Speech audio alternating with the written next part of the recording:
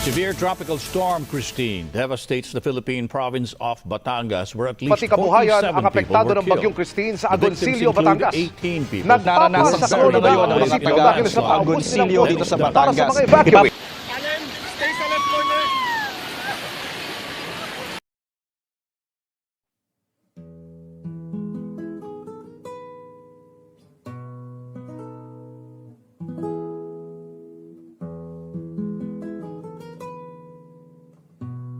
Donation po. Food donation po.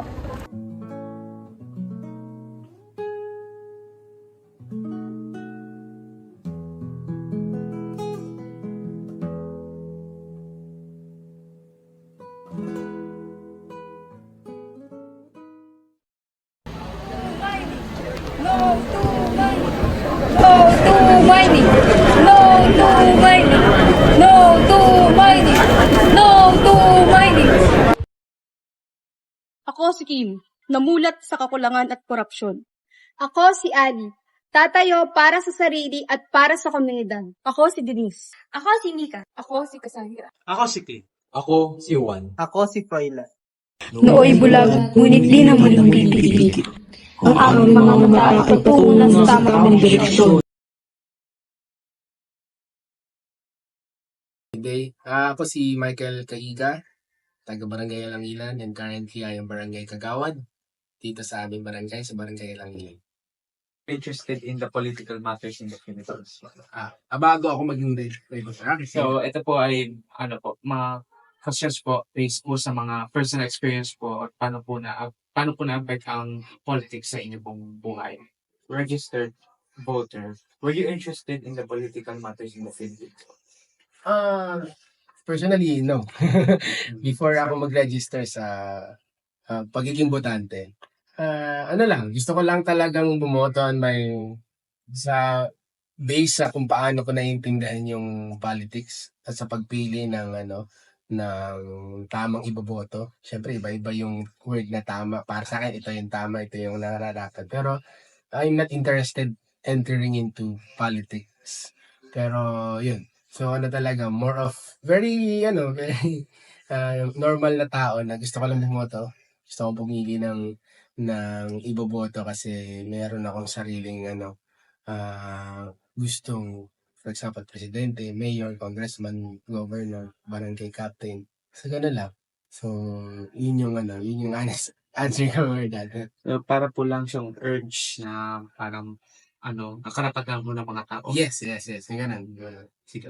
So, next question po is, were you active in the political discourse and social activities sa youth? Yeah. You're asking that question after ko lang mag-register. Tama ba? Kaya, nung nag-register na ako, marami na ako nagkakausap about politics, marami na akong mga experiences, tie-up activity, nung ako ay nasa youth ministry. Kasi before I enter into politics, I am into a youth ministry. So, yung partners namin is mga LGUs, mga local government. So, so from there, doon ko naiintindihan, ganun pala yung takbo at sistema ng politics. Doon ko naiintindihan lahat ng mga bagay. Ganun pala yung way how the LGU support the NGO. Kami kasi yun, yung mga hindi government entity. Pero yun, from there, nagkaroon ako ng idea how at kung ano yung sistema, a little bit sa politics. Yung mga na-develop yung skill niyo po, ang mga network po yung na-acquire niyo po ngayon as of today? Yeah. I think 95% of my network and of my skills right now is because of my youth ministry before, way back 10 years ago, before I entered into politics. So, last question po is, the youth are often seen as the future of the nation po, diba? So, how do you see their role in shaping the political discourse and the future governance? There's a big role ng mga kabataan yan. Napakalaking percent.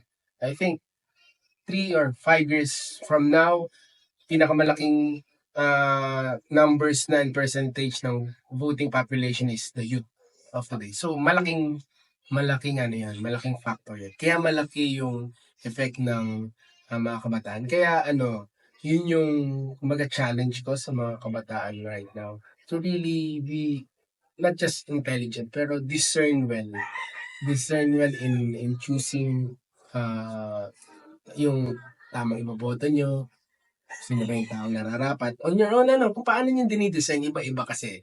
Pero for me, talaga, when you discern well, when you really write it, ito yung sa tingin mo tama at yung may moral. So, doon mo maano. At malaki yung effect nun. Malaki yung effect nun sa magiging futuring sa kinaharap. Kasi kayo naman yun eh.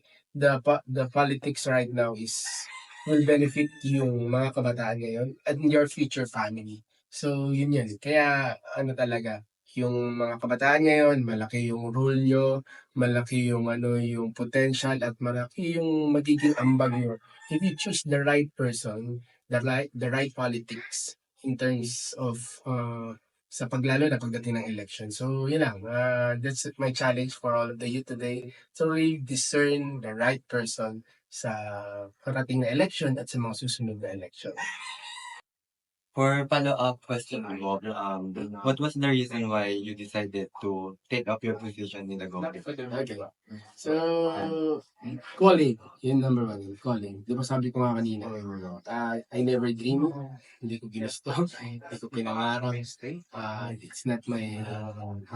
nag-aral ako parang hindi, never pumasok sa utak ko when I was at college. And even when I was youngest. And then when I resigned and God called me to go outside of my youth ministry as a lay missionary, another calling. Ito yun. Kaya ako pumasok sa politics. Kasi ito yung calling sa akin, Lord. To continue my youth ministry, not just focusing on the youth, but then to, paliitin, to make it micro sa barangay ko muna. So, ito, sa barangay Langilan. So, I'm doing what I'm supposed to do. I'm sharing the things that I experienced this youth ministry. Kaya, siguro, one thing for sure, ito yung nag-push sa akin because this is my calling right now. Sino po yung mga parang taong nag-udyok po sa inyo na parang maging isang politician? Yung pangulo namin yan, number one. Ang pangulo ng barangay Langilan. Siya yung actually kababata ko. And even him, he never dreamed to be a politician. Pero nung sabay-sabay kami lumalaki, nag-youth ministry ako, siya ay pumasok sa barangay, nagsikap siya, nag-aral, nakatapos, naging barangay kagawad, hanggang sa tumakbo siya ng pagiging barangay captain. At yun, sabay, nag-meet ulit kami, nag-cross ulit ang landas namin. He asked me to, why not tumakbo sa aking ticket ng pagiging barangay kagawad. Sabi ko, bakit? Anong alam ko dyan? I really don't know about politics. Sa balita lang, ganun lang. Pero wala akong idea about it. So, yung pangulo namin, number one. Tapos, even my, yung people surrounded me, yung ninong ko, kasi into politics yun talaga. Isa yun sa mga nag-influence sa akin. And nag-open ng eyes at ng mind about politics. Kasi yung ninong ko is a campaign manager of a lot of politics even before. Naging vice mayor din siya, naging vocal din. So, from him, papunta doon sa kay Pangulong Marvin, yan, sila yung mga taong nag-inspire at nag-drive sa akin to enter into politics. For next question, how did your environment influence your decision?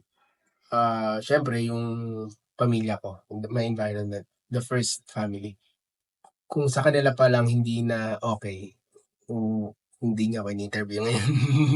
Kasi I will never enter into politics. Not unless, first, syempre, my wife ay okay. At kami ay nag-decide together. Kaya ako nandito. Second, my family, my relatives. Kasi kung ang pamilya mo nga ang hindi agad sumuporta sa'yo to enter in politics, don't enter into politics. Pero if they support you 100%, 200%, so it's the time to maybe have the guts and the motivation. Sige, go ahead kasi your family is supporting you. So, yeah. So, my environment, my family, And the people na dito na kapitbahay, yan, mga nakikita sa kalsada. So, sila yan. Thank you po. Thank you po for spending your time regarding on our question po. You're welcome. Thank you. At dahil sa panayam na yon, ay mas naging bukas ang aking mga isipan.